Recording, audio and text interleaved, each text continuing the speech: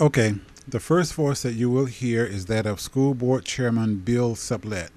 Then you will hear Barbara Jenkins, who is the Deputy Superintendent, and lastly, the School Board General Counsel named Diego Woody Rodriguez.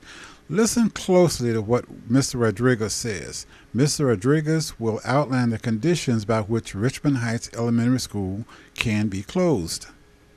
Dr. Jenkins, I don't mean to throw you a curve there, but if you and your folks are ready, let's go ahead and go to what was 16.06, the Richmond Heights Eccleston issue. And that was actually composed by legal counsel, so Mr. Rodriguez is going to take the initial lead. All right, thank you. Rodriguez. School board members, as you know, previously at a meeting of the school board, you had decided to establish a timeline by which to consider whether to expand Eccleston Elementary and cease the future educational services at Richmond Heights, in essence closing Richmond Heights. That timeline was adopted, and tonight for your consideration is a determination as to whether you want to go in that direction. Okay, this is Lawrence Robinson. Attorney Rodriguez said that at a previous meeting of the school board, the board decided to establish a timeline for the purpose of expanding the capacity of Eccleston Elementary School and the closing of Richmond Heights Elementary. What he is saying here is that they have already established a timeline that will work for their purposes, and this school board meeting is only to agree to the timeline and to move forward with expanding Eccleston and closing Richmond Heights. Okay, here is Attorney Rodriguez again. If you choose to do so, you'll of course be guiding Mr. Morris and his staff in the construction. Mr. Collins has laid out previously what the fiscal impact would be from an operational standpoint, which is critical because according to the settlement agreement, one of the important considerations for this board in the closing of any of the schools listed in the settlement agreement, and Richmond Heights is one of those schools, it would be the distressing financial issues, and in this instance, this would certainly result in a savings in terms of operational expenses to the district. Okay, this is Lawrence Robinson again. In this section, Attorney Rodriguez points out the physical considerations for moving forward. Then he talks about the legal issues. He mentions the settlement agreement. I will go into more detail about the settlement agreement in part 3 of this series, but let's look at what Attorney Rodriguez said and what the settlement agreement says. Let me play that part one more time. According to the settlement agreement, one of the important considerations for this board in the closing of any of the schools listed in the settlement agreement, and Richmond Heights is one of those schools, it would be the distressing financial issues, and in this instance, this would certainly result in a savings in terms of operational expenses to the district. Okay, this is Lawrence Robinson again. Attorney Rodriguez said that according to the settlement agreement, one of the important considerations in closing of Richmond Heights Elementary is distressing financial issues. He then goes on to say that in this instance, by closing Richmond Heights Elementary School will result in a savings in terms of operational expenses to the district. Okay, once again, Ms. Rodriguez said that one of the important considerations in closing of Richmond Heights is distressing financial issues. Then he goes on to say that by closing Richmond Heights Elementary would result in savings in terms of operational expenses to the district. Okay, let's take a look at this settlement agreement, what it says. I just happen to have a copy of that agreement handy.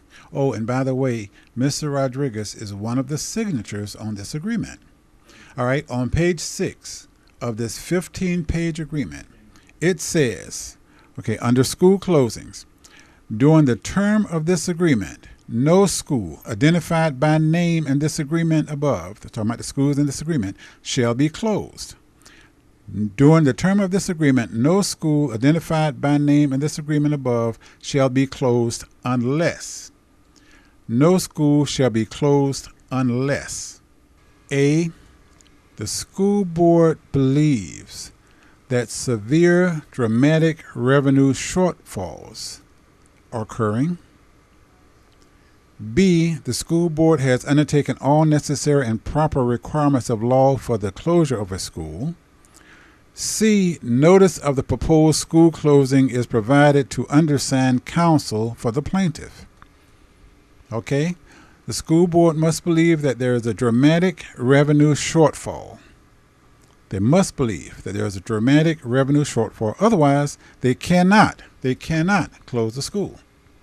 Okay, further, the settlement agreement says on the top of page 7, it says, a desire to reduce capital expenditures will not justify the closing of a school. A desire to reduce capital expenditures will not justify the closing of a school identified by name in this agreement. Richmond Heights Elementary School is identified by name in this agreement, so a desire to reduce capital expenditures will not justify closing of a school. Okay, let's understand the two main considerations given for closing a school. One, there must be dramatic revenue shortfall. If there is dramatic revenue shortfall, you can close Richmond Heights. Two, the desire to reduce capital expenditures cannot be used as a reason to close Richmond Heights. Okay? The desire to reduce capital expenditures cannot be used as a reason to close Richmond Heights. And what was the school board general counsel Woody Rodriguez used for reason to close Richmond Heights Elementary? What was his reasons? Okay, let's listen to what he said. It would be the distressing financial issues, and in this instance, this would certainly result in a savings in terms of operational expenses to the district. Okay, this is Lawrence Robinson again. Did you hear and understand that? The reasoning used by Attorney Rodriguez for closing Richmond Heights Elementary is exactly the considerations that the settlement agreement said that you could not use. A desire to reduce capital expenditures does not justify the closing of a school listed in the agreement. And what about dramatic revenue shortfall? How do you know if there is a dramatic revenue shortfall? The only way to get that information is from the Orange County Public Schools Accounting Office. I have a copy of an email from the accounting office dated April 2012 saying that there is no dramatic revenue shortfall and was not a dramatic revenue shortfall during the period in question. So, what does all of this mean? Let me start by saying I am not an attorney. From my vantage point, this is what I see happened here. Let's look at the process by which the school board decides to close Richmond Heights Elementary during this school board meeting. Board Chairman Mr. Sublette turned the discussion over to School Board Deputy Superintendent Barbara Jenkins, who said that the Richmond Heights and Eccleston issue was composed by legal counsel Diego Woody Rodriguez, who will take the initial lead. So what this means is that the decision to go ahead or a decision to cancel the project rested on the legal interpretation of rules as presented by Woody Rodriguez. Okay, the legal counsel for the school board, Attorney Diego Rodriguez, interpreted the school board rules, the rules as they appeared in the settlement agreement, and presented his legal opinion to the school board. The school board then debated the issue, listened to public objection, and then voted on the issue. Now let's look at the information given by the attorney. His job was to study the rules, determine the ramification of closing Richmond Heights, and offer his legal opinion. His job in this instance was to tell the board if they could legally close Richmond Heights Elementary or not. We have already discussed Attorney Rodriguez's summary of the laws as they related to this issue. Mr. Rodriguez gave a total misrepresentation of the rules. Now let's look at the board. The board, after understanding the legal issues with closing Richmond Heights Elementary School, should listen to public sentiments for added opinion, then vote on the issue. Each board member has an obligatory duty to understand what they are voting on. The board's responsibility lies in understanding the rules and the laws governing this particular situation. Mr. Sublette said there have been several meetings on this subject. The board makes decisions that affect tens of thousands of students, parents, teachers, and hundreds of millions of dollars. Their job is to really understand what is going on before they vote. In this instance, obviously, none of them understood. None of them. And if they understood the rules, they would have not voted on this issue. The decision to close Richmond Heights Elementary School never should have come up for vote. They simply did not understand the rules. The number one rule from the settlement agreement states that Richmond Heights Elementary School cannot be closed unless the board believes there is a dramatic revenue shortfall. I have in my possession an email from the Orange County Public School Financial Department admitting there is no dramatic revenue shortfall for the period in question.